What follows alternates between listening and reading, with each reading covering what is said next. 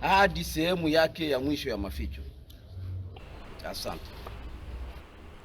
Suite à l'insécurité qui sévit dans l'est de la RDC, les musulmans de ces coins passent le ramadan dans la précarité.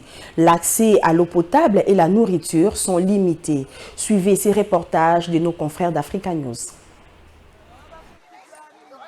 Dans le camp de Munigi, dans l'est de la République démocratique du Congo, les musulmans observent le ramadan dans un environnement où la nourriture et l'accès à l'eau potable sont limités, rompant leur jeûne avec les maigres rations dont ils disposent.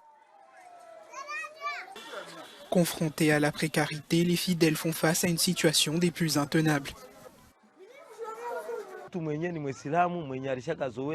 Un musulman est habitué à passer le ramadan dans sa maison, mais aujourd'hui, le ramadan se retrouve dans la vie de personnes déplacées. Il est très difficile d'accepter une telle situation. C'est vraiment très dur et nous y assistons impuissants.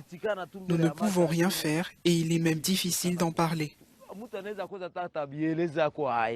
La communauté musulmane de Munigi ne représente qu'une infime partie des nombreuses personnes qui ont fui le M23 dans la province du Nord Kivu.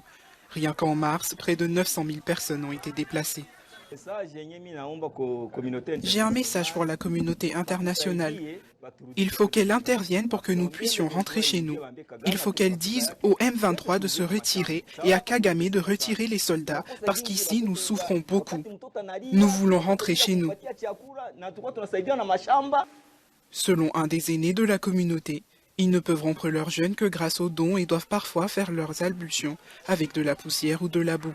Nombreux sont ceux qui aimeraient retourner chez eux.